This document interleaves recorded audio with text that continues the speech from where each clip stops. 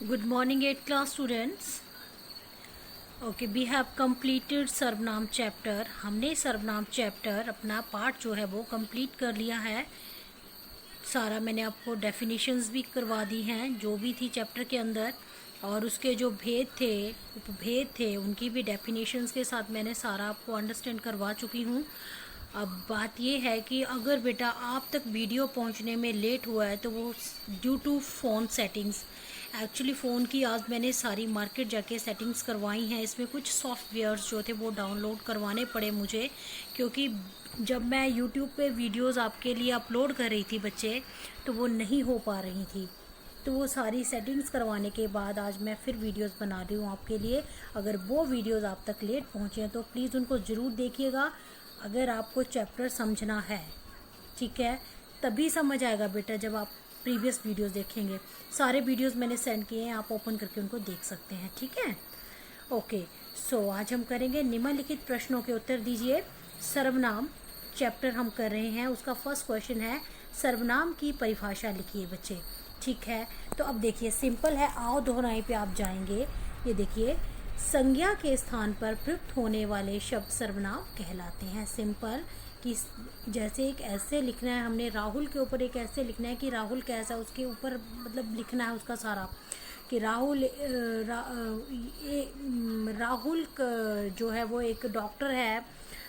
राहुल इस हॉस्पिटल में काम करता है, इस अस्पताल में काम करता है. तो बार बार जहाँ हमने राहुल के बारे में लिख रहे हैं तो मीन्स हमें राहुल राहुल बार बार मेंशन करना पड़ेगा. तो उस राहुल से बचने के लिए बार बार की भाषा आपकी बोझिल ना हो. कल के वीडियो में मैंने आपको बताया है ना कि आपकी भाषा जो है वो बोझिल ना हो, बर्डन ना पड़े. तो आपने राहुल के स्थान पर क्या करना है, सर्वनाम का यूज़ करना है. जैसे वह, यह, वे, उसने, उन्होंने या उसका या हाँ, मतलब इस तरह से आपने ये वाले वर्ड जो वो यूज़ करने हैं. तो मतलब संज्ञा के स्थान पर संज्ञा हो गई राहुल और सर्वनाम हो गया यह, वह, उसका, उनका. ठीक है, तो संज्ञा के स्थान पर प्रयुक्त होने वाले शब्द सर्वनाम कहलाते हैं. ठीक है बच्चे, फर्स्ट क्वेश्चन आपका कंप्लीट हो गया. अगर आपको कॉपीज़ पे राइट करना है, वैसे ज़रूरत नहीं है, लेकिन फिर भी कुछ बच्चे अपनी इजीनेस के लिए अगर लिखना चाहते हैं तो मेरी तरफ से कोई मनाही नहीं है. वैसे आपके ग्रामर के हर क्वेश्चन का आंसर जो है वो बेटा दिया हुआ है आपकी बुक में. Then no need to write it again and again. Second question पे आएंगे, सर्वनाम के कितने भेद होते हैं. सर्वनाम के कितने भेद होते हैं बच्चे, फिर आ जाइए यहाँ पर, आओ दोहराएं. सर्वनाम के 6 भेद होते हैं. पुरुषवाचक सर्वनाम, निश्चयवाचक सर्वनाम, अनिश्चयवाचक सर्वनाम. उसके बाद आपका आ जाता है संबंधवाचक सर्वनाम, प्रश्नवाचक सर्वनाम, ठीक है, और निजवाचक सर्वनाम. 2 क्वेश्चन आपके कंप्लीट हो गए, क और ख. अब पुरुषवाचक सर्वनाम के भेद जो हैं वो आपने उदाहरण सहित बताने हैं. Very easy. आ जाइए, बैक आ जाइए, आप पेज नंबर 73 पे आ जाइए बेटे.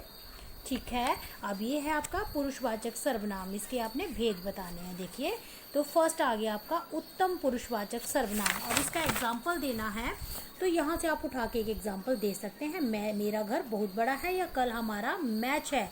सेकंड पार्ट आ गया मध्यम पुरुष, उसी की बात हो रही है. जो फर्स्ट है ना आपका पुरुषवाचक सर्वनाम, उसके आगे आपके कितने हैं, 3 भेद और हैं. ठीक है, उपभेद उनको बोलते हैं. उसका पहला आ गया उत्तम पुरुष, नेक्स्ट आ गया मध्यम पुरुष. मध्यम पुरुष सर्वनाम आपने बताना है. फिर तुम चुप रहोगे या नहीं. ठीक है, उदाहरण पूछे है ना, तो ये देखिए जैसे जैसे मतलब होता है उदाहरण. तो इसमें से आप एक एग्जांपल लेके वहां पर पुट कर सकते हैं according to your book. Next आ गया आपका अन्य पुरुषवाचक सर्वनाम. अब अन्य पुरुषवाचक सर्वनाम में आपको क्या करना है, ये लिखना है. तीसरा नंबर ये है, तो तीसरे नंबर पे आपको इसमें से एक एग्जाम्पल उठाना है. वे सभ्य लोग हैं, वह मुझे जानती है. इस तरह से आपके तीनों क्लियर हो गए. फिर आ जाइए वापस वहीं पे, उसी पेज नंबर 78 पे. ये देखिए 78 पेज है. हो गए आपके 3 क्वेश्चन यहाँ तक. Up to here we have done. Next last question आता है आपका निश्चयवाचक तथा अनिश्चयवाचक सर्वनाम में अंतर स्पष्ट कीजिए. अब कैसे करना देखिए, ये देखिए पेज नंबर 74 पे आ जाइए बैक. निश्चयवाचक सर्वनाम, जिन सर्वनाम शब्दों के द्वारा निकटवर्ती या दूरवर्ती किसी व्यक्ति या वस्तु के संबंध में निश्चित होकर बात कही जाए वे निश्चयवाचक सर्वनाम कहलाते हैं। मैंने आपको परसों के वीडियो में ये चीज़ बताई थी कि जिस चीज़ के लिए श्योरिटी है कि यह मेरी पुस्तक है, मैं इसको हक के साथ बोल सकती हूँ कि ये चीज़ मेरी है, ठीक है, वहाँ पर आपका निश्चयवाचक डेफिनेट, श्योर, पता है हमें, वहाँ पर आपका निश्चयवाचक सर्वनाम हो जाता है। अनिश्चयवाचक सर्वनाम जहाँ पर आपको श्योरिटी नहीं है, डेफिनेट नहीं है आप, ठीक है, तो जिन सर्वनाम शब्दों द्वारा किसी निश्चित व्यक्ति, वस्तु या प्राणी का बोध ना हो उन्हें अनिश्चयवाचक सर्वनाम कहते हैं। इज इट क्लियर बच्चे? तो ये आपका अनिश्चयवाचक का डेफिनेशन हो गई। यहाँ पर आपके 4 क्वेश्चन यहाँ कंप्लीट हो गए हैं। आप इनको राइट कर लीजिए अपनी कॉपी पे इफ़ यू वांट, अगर नहीं चाहते हो तो इनको लर्न कर लीजिए। आज के लिए इतना ही काफ़ी है, रिटन प्रैक्टिस के साथ इनको लर्न करिए। Thank you.